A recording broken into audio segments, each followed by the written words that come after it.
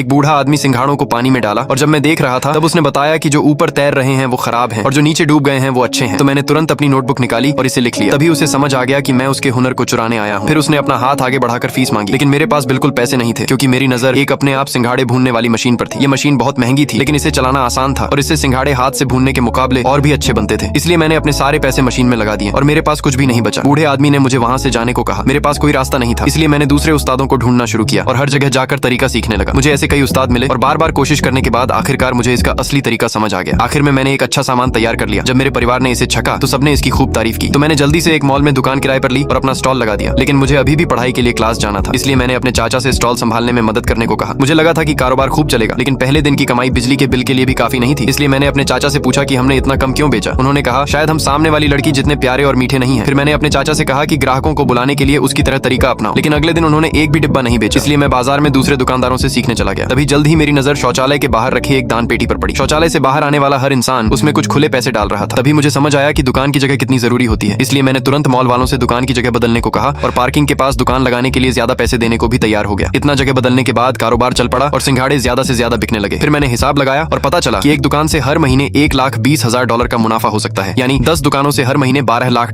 कमाए जा सकते थे। इसलिए मैंने मॉल की सारी अच्छी जगहें अपने नाम कर ली। लेकिन तभी मेरी माँ मेरे लिए बुरी खबर लेकर आई। मेरे पिता का लगाया हुआ पैसा डूब गया था और उन पर बहुत सारा कर्ज हो गया था। उन्होंने विदेश जाने का फैसला किया, लेकिन मेरा कारोबार अभी अभी चलना शुरू हुआ था और मैं जाना नहीं चाहता था। इसलिए मैंने अकेले शहर में रुककर अपना कारोबार आगे बढ़ाने का फैसला किया। लेकिन ज्यादा समय नहीं बीता कि मुझे मॉल की तरफ से एक नोटिस मिला जिसमें मुझे दुकानें खाली करने को कहा गया था क्योंकि मेरी मशीन से बहुत ज्यादा धुआं निकलता था और मॉल की छत भी पीली पड़ गई थी। इसलिए मॉल ने मेरी सारी दुकानें बंद करवा दी और मेरा नया कारोबार बुरी तरह फेल हो गया। मैं काफी समय तक परेशान रहा। तभी एक दिन मेरी गर्लफ्रेंड मुझे खाना खिलाने ले गई। उसने मेरे लिए तली हुई समुद्री घास का एक डिब्बा निकाला और मुझे खाने के लिए दिया। जैसे ही मैंने इसे छका मैं इसके स्वाद से हैरान रह गया। जितना ज्यादा खाता उतना ही ज्यादा खाने का मन करता और मैं रुक ही नहीं पा रहा था। तभी मेरे दिमाग में एक बिल्कुल नया कारोबार का आइडिया आया।